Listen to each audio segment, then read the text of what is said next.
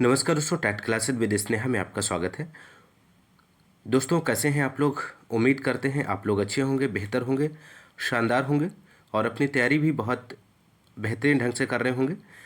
दोस्तों, आज के इस क्लास में हम लोग सीडीपी के 60 क्वेश्चनों को सॉल्व करेंगे। 17 जनवरी 2022 के 30 प्रश्नों को इसमें शामिल किया गया है और इसके साथ ही साथ 11 जनवरी 2022 के भी 30 प्रश्नों को शामिल किया गया है। टोटल 60 प्रश्नों को इस क्लास में सॉल्व करेंगे दोस्तों। पेपर सेकेंड है, ऑनलाइन परीक्षा का प्रश्न पत्र है दोस्तों, और इसमें भाग फर्स्ट बाल विकास एवं शिक्षा शास्त्र के प्रश्नों को सॉल्व करेंगे।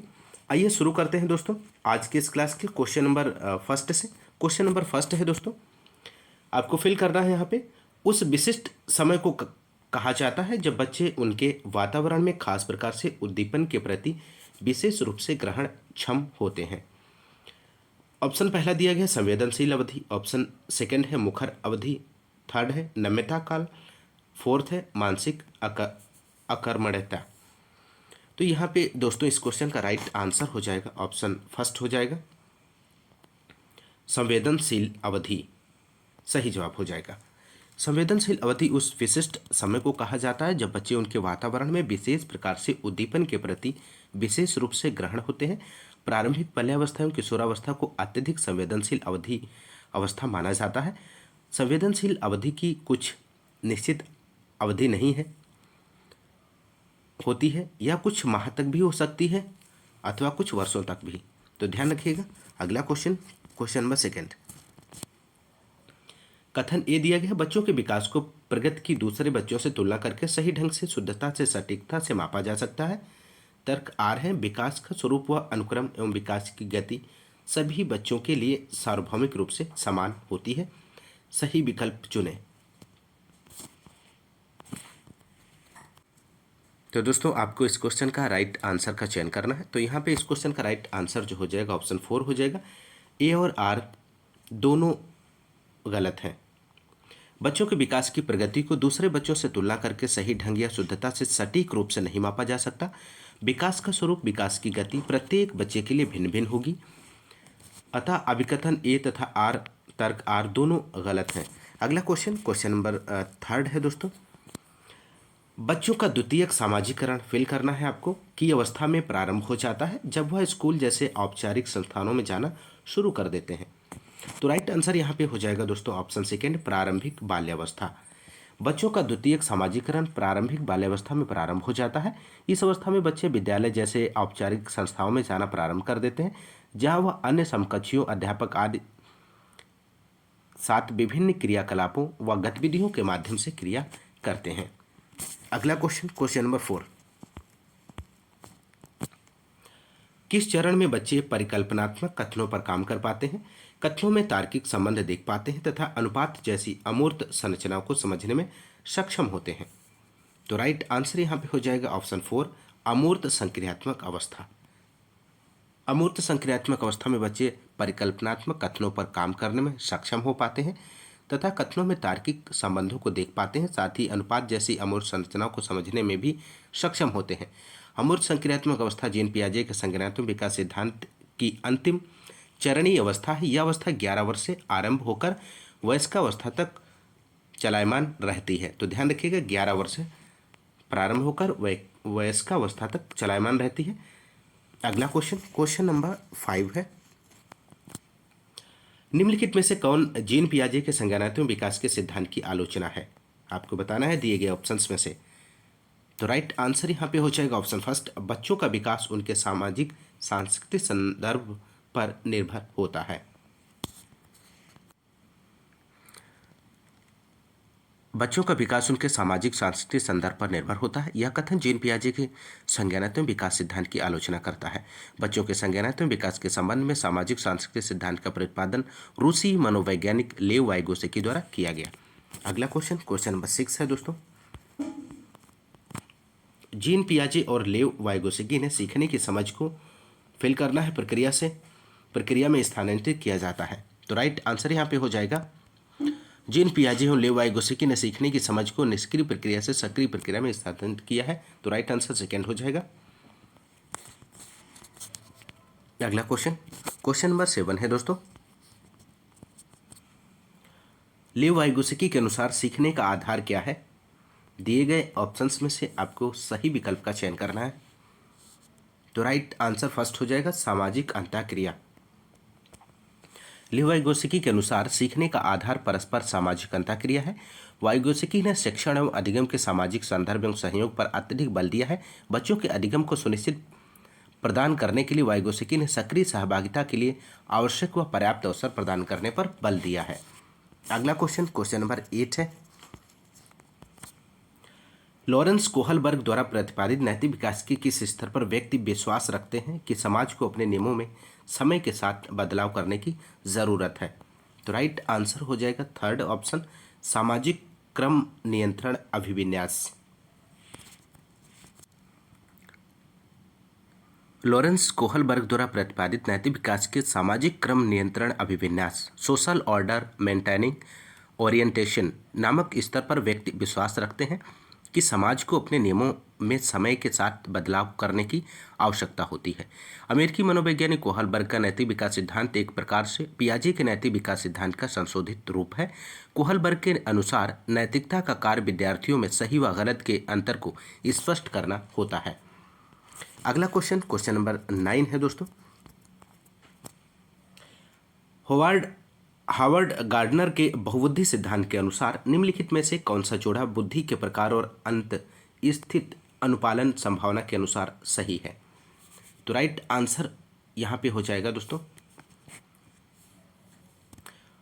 इस प्रश्न के अंक प्रत्येक अभ्यर्थी को दिए गए हैं बोर्ड के द्वारा, तो यहाँ पे इस क्वेश्चन को हम स्किप कर रहे हैं। बढ़ते हैं अगले क्वेश्चन की ओर। क्वेश्चन नंबर जो है आपका 10 है। बाल केंद्रित शिक्षा में शिक्षक आपको बताना है दिए गए ऑप्शंस में से। तो दोस्तों यहाँ पे इस क्वेश्चन का राइट आंसर सेकंड हो जाएगा। बच्चों व सीखने की प्रक्रिया को सामाजिक रचनावादी रूप में देखता है। बाल केंद्रित कक्षा में शिक्षक बच्चों व सीखने की प्रक्रिया के सामाजिक रचनावादी रूप में देखता है। बाल केंद्रित कक्ष में शिक्षण अधिगम की प्रत्येक गतिविधि का निर्माण विद्यार्थियों को केंद्र में रखकर निर्मित की जाती है। अगला क्वेश्चन नंबर 11 है दोस्तों। राष्ट्रीय शिक्षा नीति 2020 के अनुसार विद्यार्थियों का रिपोर्ट कार्ड जो अभिभावकों को दिया जाएगा वह इनमें से होगा किस पर होगा आधारित होगा? तो राइट आंसर यहाँ पे हो जाएगा ऑप्शन फोर्थ विद्यार्थी की प्रगति व विशिष्टता को प्रतिबिंब करे।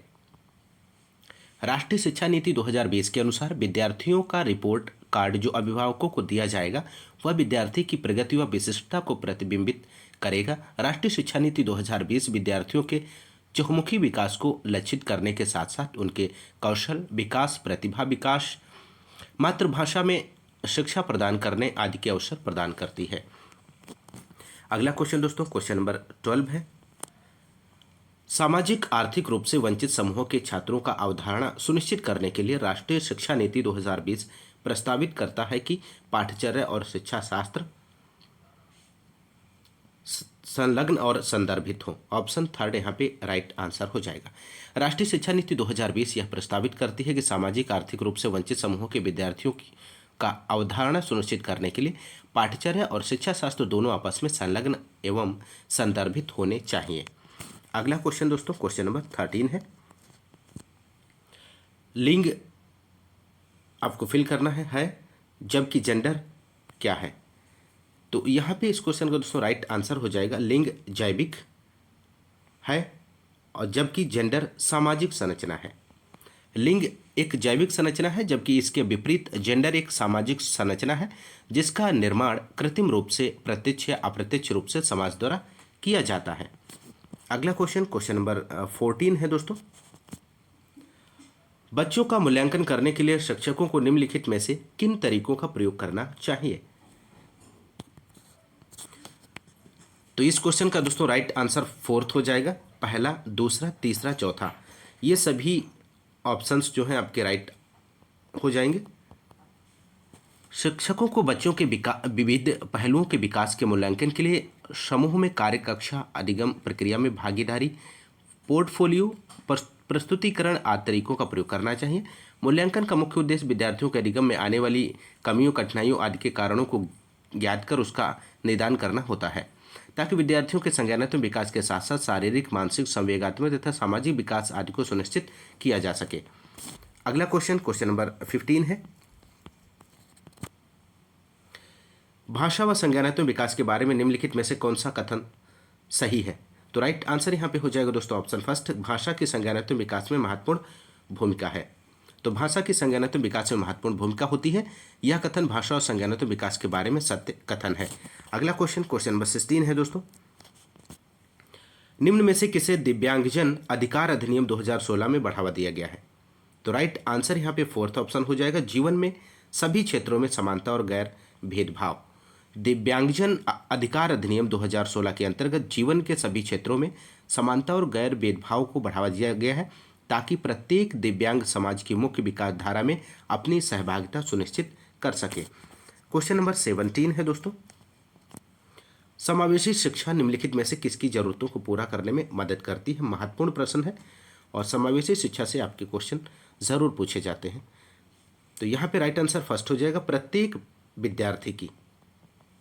समावेशी शिक्षा समाज के प्रत्येक वर्ग से आने वाले विद्यार्थियों की आवश्यकताओं को पूरा करने में सहायता करती है। समावेशी शिक्षा के अंतर्गत प्रत्येक विद्यार्थी की मानसिक क्षमताओं के अनुरूप उनके विकास की योजना का निर्माण किया जाता है।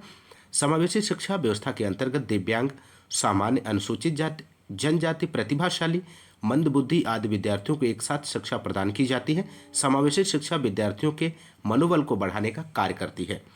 अगला क्वेश्चन नंबर 19 है दोस्तों, गुणज वैकल्य डिसकैलकुलिया मुख्य रूप से किस कठिनाई से जुड़ी है? तो राइट आंसर यहाँ पे सेकंड हो जाएगा, गणितीय गणना करना, यहाँ पे सही जवाब हो जाएगा। अगला क्वेश्चन नंबर 19, निम्नलिखित में से कौन सा अभ्यास भाषण और भाषा विकार वाले विद्यार्थियों के सफल समावेशन में बाधा उत्पन्न करेगा? तो राइट आंसर सेकंड हो जाएगा, अभिव्यंजक भाषा कौशल का समर्थन करने के लिए दृश्यों के उपयोग को हतोत्साहित करना, यहाँ पे सही जवाब हो जाएगा।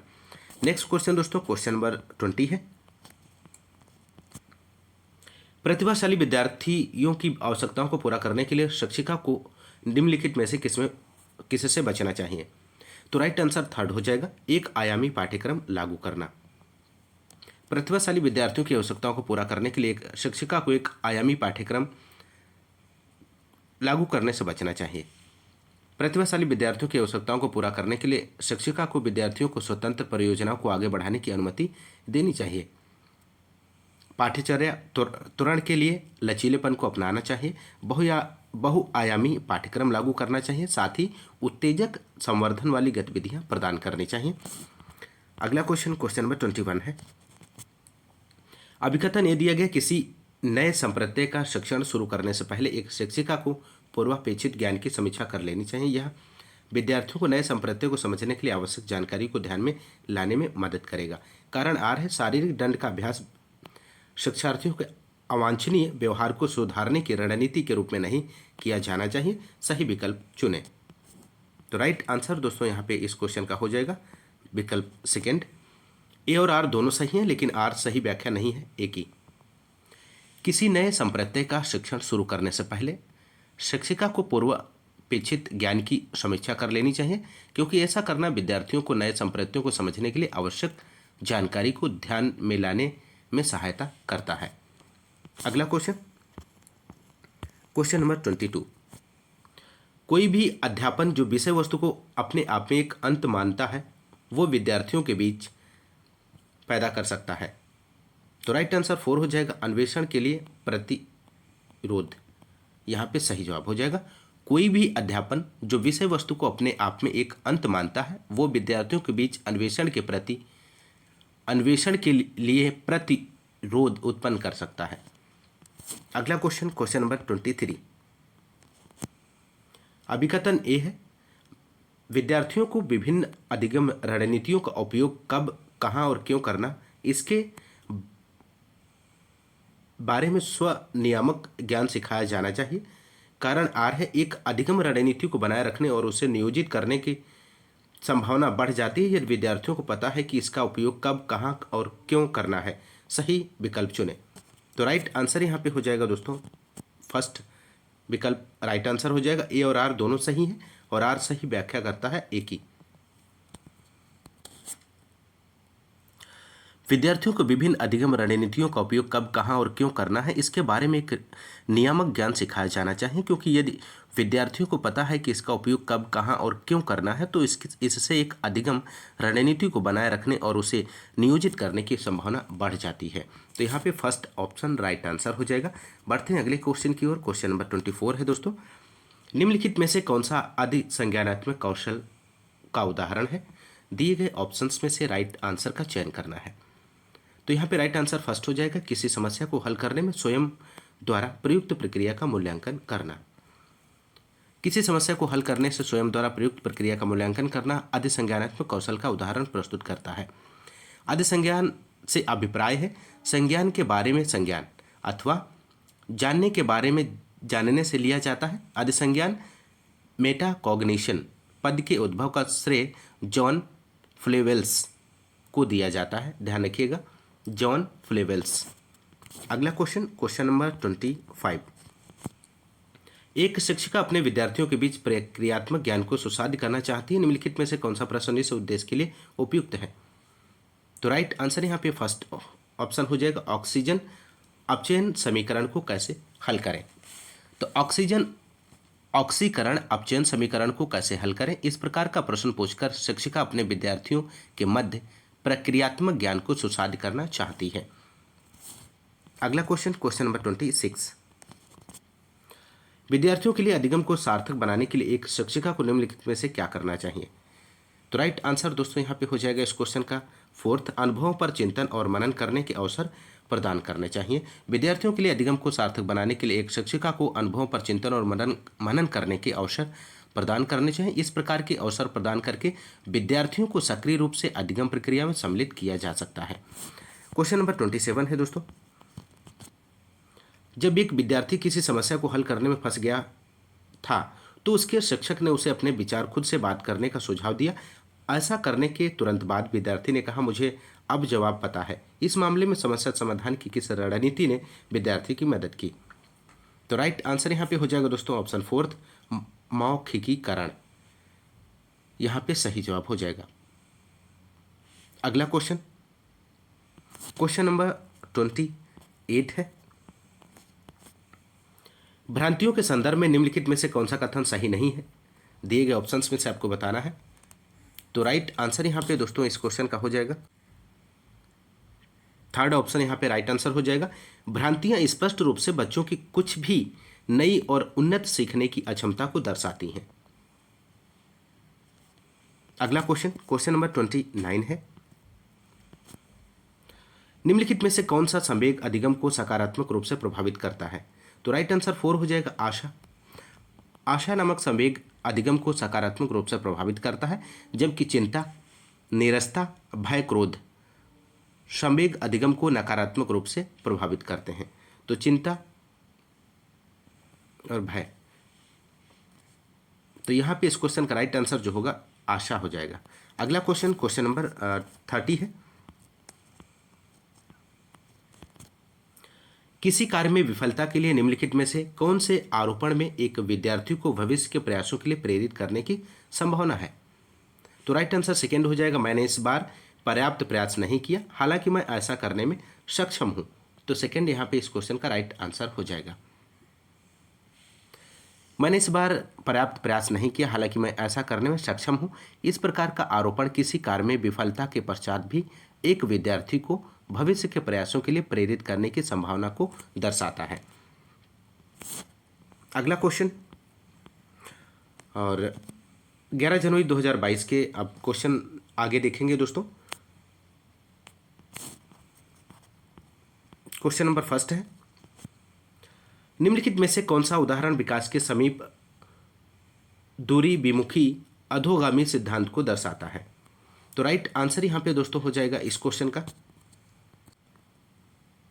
तो दोस्तों यहाँ पे इस क्वेश्चन का राइट आंसर हो जाएगा सेकेंड, बाहों का प्रभावी उपयोग हाथों का उपयोग करने की क्षमता से पहले होता है। ऑप्शन सेकंड यहाँ पे राइट आंसर हो जाएगा। बाहों का प्रभावी उपयोग हाथों का उपयोग करने की क्षमता से पहले होता है। यह उदाहरण विकास के समीप दूरी विमुखी अधोगामी सिद्धांत को दर्शाता है। समीप दूरी भिमुखी सिद्धांत प्रोक्सिमो डिस्टल लॉ के अनुसार बालकों में शारीरिक विकास शरीर के केंद्र से उसके छोर की तरफ होता है। इस सिद्धांत के अनुसार पहले पेट या छाती के क्षेत्र में विकास होता है, उसके पश्चात बाहों में और सबसे अंत में अंगुलियों में विकास होगा। तो अगला क्वेश्चन नंबर सेकेंड है, विकासात्मक परिवर्तन है। आपको बताना है दोस्तों दिए गए ऑप्शंस में से विकासात्मक परिवर्तन क्या होता है। तो राइट आंसर हो जाएगा ऑप्शन फर्स्ट, एक क्रमबद्ध और क्रमिक तरीके से होता है। विकासात्मक परिवर्तन एक क्रमबद्ध व क्रमिक तरीके से पूर्ण होते हैं। अगला क्वेश्चन नंबर थर्ड है, वातावरण व आनुवंशिक कारकों की परस्पर क्रिया किसके लिए जिम्मेदार है। तो राइट आंसर यहाँ पे फोर्थ हो जाएगा, शारीरिक सामाजिक व संज्ञानात्मक विकास। यहाँ पे सही जवाब हो जाएगा। वातावरण व आनुवंशिक कारकों की परस्पर क्रिया शारीरिक सामाजिक व संज्ञानात्मक विकास के लिए पूर्ण रूप से उत्तरदायी होती है। क्वेश्चन नंबर 4 है, बच्चों के सामाजिकरण के संदर्भ में कौन सा कथन सही है दोस्तों, आपको बताना है। तो राइट आंसर यहाँ पे सेकेंड हो जाएगा, मीडिया सामाजिकरण की द्वितीयक संस्था है। यहाँ पे सही जवाब हो जाएगा इस क्वेश्चन का। मीडिया सामाजिकरण की द्वितीयक संस्था है। यह कथन बच्चों के सामाजिकरण के संदर्भ में पूर्णतः सही है। सामाजिकरण की प्रक्रिया के अंतर्गत बच्चा सामाजिक प्रत्याशाओं एवं सामाजिक मानदंडों के अनुसार व्यवहार करना आरंभ कर देता है। सामाजिकरण के पृथक कारक में परिवार, द्वितीय कारक में विद्यालय, साथियों का समूह, आस पड़ोस, जातियों, वर्ग, भाषा, धर्म, मीडिया आदि शामिल है। ध्यान रखिएगा। अगला क्वेश्चन नंबर 5, पियाजे के सिद्धांत में एक समय में किसी वस्तु की केवल एक विशेषता पर ध्यान दे पाने की प्रवृत्ति को क्या कहा जाता है। तो राइट आंसर यहाँ पे हो जाएगा फर्स्ट, केंद्रीयता कहा जाता है। पियाजे के संज्ञानात्मक विकास सिद्धांत में एक समय में किसी वस्तु की केवल एक विशेषता पर ध्यान दे पाने की प्रवृत्ति केंद्रीयता कहलाती है। पियाजे के संज्ञानात्मक विकास सिद्धांत की पूर्व संक्रियात्मक अवस्था का मुख्य गुण केंद्रीकरण का है। बच्चा विचार या सोच में केंद्रीकरण के कारण एक समय में केवल एक स्थिति पर अपना ध्यान केंद्रित करने में सक्षम होता है। बच्चा अपनी सोच या विचार की दिशा को परिवर्तित करने में अक्षम होता है। सरल शब्दों में बच्चों के चिंतन में पलटावी गुण, ट्रेट ऑफ रिवर्सिबिलिटी का अभाव होता है। ध्यान रखिएगा। अगला क्वेश्चन नंबर 6 है, निम्नलिखित में से कौन सा मिलान पियाजे के संज्ञानात्मक चरण और उसको परिभाषित करने वाली विशेषता को सही ढंग से दर्शाता है। तो राइट आंसर फर्स्ट हो जाएगा, पूर्व संक्रियात्मक अवस्था जीववाद। पूर्व संक्रियात्मक अवस्था जीववाद, यह मिलान पियाजे के संज्ञानात्मक चरण व उसको परिभाषित करने वाली विशेषताओं को सही ढंग से प्रदर्शित करता है।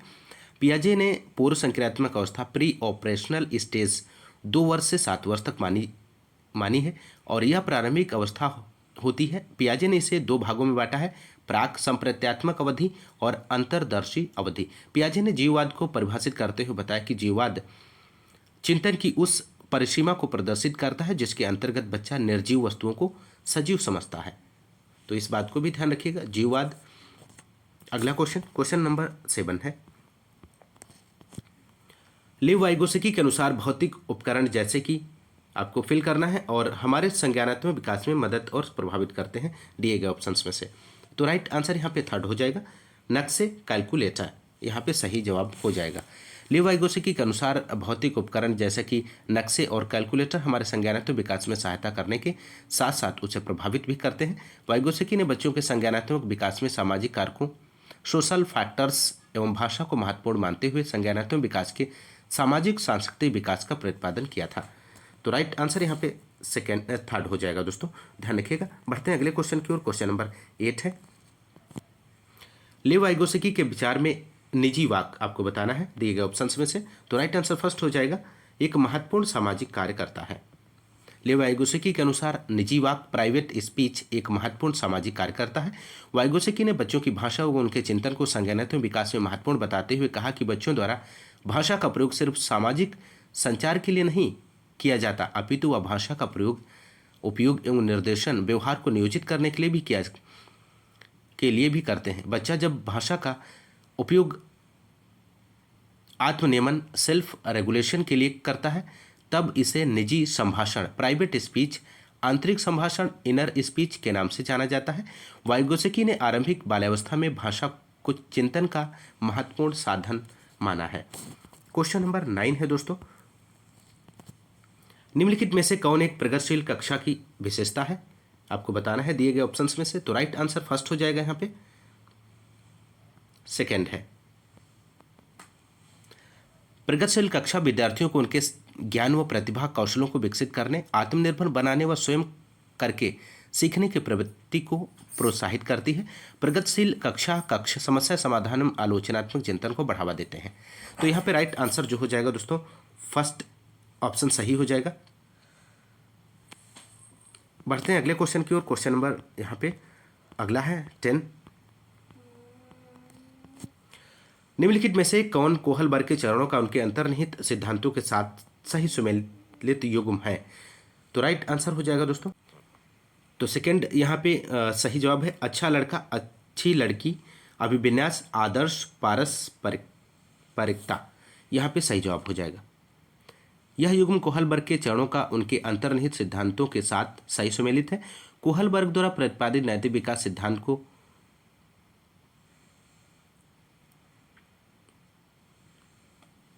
तो यहाँ पे सेकेंड ऑप्शन यहाँ पे सही जवाब हो जाएगा दोस्तों। बढ़ते हैं अगले क्वेश्चन की ओर। क्वेश्चन नंबर 11 है।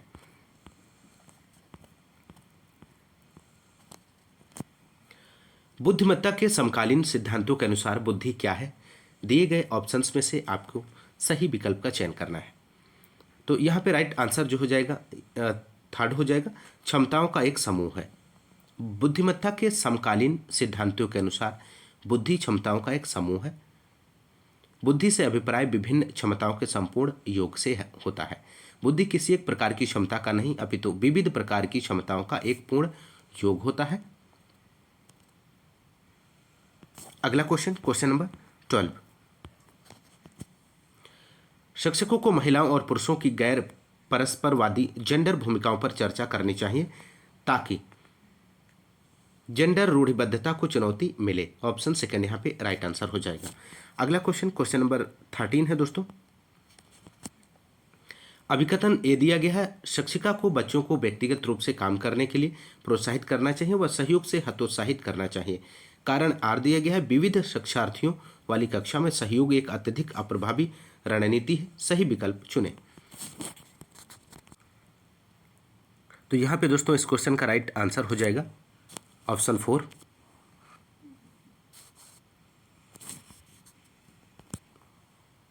ए और आर दोनों गलत है, यहाँ पे सही जवाब हो जाएगा। एक शिक्षिका को बच्चों को सहयोगात्मक रूप में काम करने के लिए प्रोत्साहित करना चाहिए। सहयोगात्मक रूप से कार्य करने से बच्चों में आपसी समझ, सौहार्दता, सहयोग, परस्पर अंतःक्रिया द्वारा कार्य का शीघ्र संपन्न होना आदि संभव होता है। बच्चों में विचारों का आदान प्रदान होता है, उनमें सहिष्णुता का भाव जागृत होता है। विविध विद्यार्थियों वाली कक्षा में सहयोग एवं अत्यधिक प्रभावी रणनीति होती है। तो अभिकथन ए और कारण आर दोनों गलत हैं। तो अगला क्वेश्चन, क्वेश्चन नंबर 14 है दोस्तों। मूल्यांकन के बारे में निम्नलिखित में से कौन सा कथन सही नहीं है? आपको बताना है दिए गए ऑप्शंस में से। तो राइट आंसर फोर्थ हो जाएगा। मूल्यांकन में मानकीकृत उपकरणों के उपयोग पर ध्यान केंद्रित करना चाहिए। नेक्स्ट क्वेश्चन, क्वेश्चन नंबर 15 है। निम्नलिखित में से कौन सा प्रश्न वैचारिक समझ और आलोचनात्मक सोच को बढ़ावा देने का उदाहरण है? तो राइट आंसर थर्ड हो जाएगा। समाज को समावेशी बनाने के लिए क्या उपाय किए जाने चाहिए? नेक्स्ट क्वेश्चन, क्वेश्चन नंबर 16 है दोस्तों। समावेशन को बढ़ावा देने के लिए क्या आवश्यक है? तो राइट आंसर यहां पे हो जाएगा फर्स्ट, पहला और दूसरा, लचीला पाठ्यक्रम और गम्य इमारतें। समावेशन को बढ़ावा देने के लिए लचीला पाठ्यक्रम, गम्य इमारतें, विद्यार्थियों के प्रति माता पिता व अभिभावकों, शिक्षकों आदि की संवेदनशीलता व देखभाल आवश्यक है। समावेशन से अभिप्राय उस प्रक्रिया से किया जाता है जिसके अंतर्गत शारीरिक, संवेगात्मक, संज्ञानात्मक अधिगम की आवश्यकताओं को पूरा करने के लिए संसाधनों को विस्तारित किया जाता है। एक समावेशी कक्ष बहुलता व विविधता को प्रोत्साहन प्रदान करता है। तो फर्स्ट ऑप्शन यहाँ पे सही जवाब हो जाएगा। अगला क्वेश्चन, क्वेश्चन नंबर 17 है, दोहराव और बार बार किए जाने वाला व्यवहार निम्नलिखित में से किसकी विशेषता है? तो राइट आंसर फर्स्ट हो जाएगा स्वलीनता है। ध्यान रखिएगा, दोहराव व बार बार किया जाने वाला व्यवहार स्वलीनता ऑटिज्म की विशेषता को प्रदर्शित करता है। और ऑटिज्म मस्तिष्क संबंधित एक विकार है। इसके प्रमुख लक्षणों में दोहराव, किसी कार्य या व्यवहार को बार बार करना, अटक अटक कर बात करना, नाम पुकारने पर प्रतिक्रिया न देना, असामान्य रूप से अपने शरीर या अंगुलियों या हाथों को हिलाना आदि शामिल है। ध्यान रखिएगा, महत्वपूर्ण प्रश्न है। अगला क्वेश्चन, क्वेश्चन नंबर 18, निम्नलिखित में से कौन सा विकल्प उन विद्यार्थियों के समावेशन में मदद करेंगे जिन्हें ध्यान न्यूनता अति क्रियाशीलता विकार है? तो राइट आंसर फर्स्ट हो जाएगा कार्यों को छोटे प्रबंधनीय भागों में तोड़ना। अगला क्वेश्चन, क्वेश्चन नंबर 19 है, उन विद्यार्थियों के सफल समावेशन के लिए जो आर्थिक रूप से कमजोर वर्ग से हैं, एक शिक्षक को क्या करना चाहिए? तो यहाँ पे इस क्वेश्चन का दोस्तों राइट आंसर हो जाएगा ऑप्शन थर्ड, उनकी सामाजिक आर्थिक पृष्ठभूमि का सम्मान करके उन्हें स्वीकार करना चाहिए। तीसरा क्वेश्चन का आंसर जो है राइट आंसर हो जाएगा। अगला क्वेश्चन, क्वेश्चन नंबर 20, निम्नलिखित में से कौन सा विकल्प दी गई विशिष्ट अधिगम वरीयता वाले विद्यार्थियों के समावेशन हेतु यथोचित समायोजन रणनीति का सही युग्म है? तो राइट आंसर फोर्थ हो जाएगा, दृश्य विषय वस्तु को व्यवस्थित करने के लिए मानचित्र और प्रवाह चार्ट का उपयोग करना। क्वेश्चन नंबर 21 है, अभिकथन ए दिया गया है, अधिगम में बच्चों द्वारा देखे और अनुभव किए गए तथ्यों के बीच संबंध स्थापित करने की प्रक्रिया शामिल है। कारण आर है, बच्चे रेखीय तरीके से सीखते हैं ना कि चक्रीय तरीके से। सही विकल्प चुने। तो राइट आंसर यहाँ पे थर्ड ऑप्शन हो जाएगा दोस्तों, ए सही है लेकिन आर गलत है। अधिगम में बच्चों द्वारा देखे और अनुभव किए गए तथ्यों के बीच संबंध स्थापित करने की प्रक्रिया शामिल होती है। इस प्रकार की अधिगम प्रक्रिया के द्वारा विद्यार्थी रुचिपूर्ण ढंग से शीघ्र सीखते हैं व दीर्घ अवधि के लिए स्मरण रखते हैं। साथ ही बच्चे क्रमिक या रेखीय रूप से न सीखकर चक्रीय तरीके से सीखते हैं। तो यहाँ पे जो अभिकथन ए सही है, आर गलत है। अगला क्वेश्चन, क्वेश्चन नंबर 22 है, राष्ट्रीय शिक्षा नीति 2020 निम्नलिखित में से किसको प्रस्तावित नहीं करती है? आपको बताना है दोस्तों। तो यहाँ पे इस क्वेश्चन का दोस्तों राइट आंसर हो जाएगा फर्स्ट, सेकेंड और फोर्थ। सेकेंड और फोर्थ यहाँ पे ऑप्शन सही जवाब हो जाएगा। राष्ट्रीय शिक्षा नीति 2020 विषय वस्तु के बढ़ोतरी व मानकीकृत पाठ्यचर्या, शिक्षा शास्त्र व मूल्यांकन को प्रस्तावित नहीं करती है। राष्ट्रीय शिक्षा नीति 2020 का प्रारूप डॉक्टर के कस्तूरी रंगन की अध्यक्षता में तैयार किया गया है। ध्यान रखिएगा, इस शिक्षा नीति का उद्देश्य भारत में शिक्षा नीति को उत्कृष्ट बनाना व भारत को विश्व में वैश्विक ज्ञान महाशक्ति के रूप में स्थापित करना है। तो यहाँ पे इस क्वेश्चन का राइट आंसर फर्स्ट हो जाएगा। बढ़ते हैं अगले क्वेश्चन की ओर। क्वेश्चन नंबर 23 है दोस्तों, निम्नलिखित में से कौन सा विकल्प विद्यार्थियों के चिंतन को सुसाध नहीं करता है? तो राइट आंसर यहाँ पे हो जाएगा सेकेंड, समझने के बजाय रटने की ओर लक्ष्य करना। यहाँ पे सही जवाब हो जाएगा, समझने के बजाय रटने की ओर लक्ष्य करना विद्यार्थियों के चिंतन को सुसाध्य नहीं करता है। विद्यार्थियों के चिंतन को सुसाध्य करने के लिए उन्हें अधिगम के हस्तांतरण पर आधारित गतिविधियां करने देनी चाहिए तथा उनके पूर्व ज्ञान को स्वनियमन और चिंतनशील अवसरों व नई जानकारी आदि के साथ संबंधित करना चाहिए। अगला क्वेश्चन, क्वेश्चन नंबर 24 है, आपको फिल करना है दोस्तों। यहाँ पे वातावरण की स्थापना विद्यालय में अधिगम का एक अनिवार्य हिस्सा है। तो सहयोगात्मक और सकारात्मक वातावरण की स्थापना विद्यालयों में अधिगम का एक अनिवार्य हिस्सा होता है। सहयोगात्मक और सकारात्मक वातावरण में बच्चे शीघ्रता व रुचिपूर्ण ढंग से अधिगम प्रक्रिया में भागीदारी करते हैं। तो राइट आंसर ऑप्शन फर्स्ट हो जाएगा। क्वेश्चन नंबर 25 है दोस्तों, संप्रत्यों की प्रस्तुति का क्रम क्या होना चाहिए? तो संप्रत्यों की प्रस्तुति का क्रम सरल से जटिल की तरफ होना चाहिए। तो राइट आंसर यहाँ पे हो जाएगा फोर्थ। क्वेश्चन नंबर 26, निम्न में से कौन सा विद्यार्थियों के समस्या समाधान कौशलों को सुसाध्य करता है? तो राइट आंसर हो जाएगा फर्स्ट, समरूपक चिंतन। समरूपक चिंतन यहाँ पे राइट आंसर हो जाएगा। संप्रत्यों की प्रस्तुति का क्रम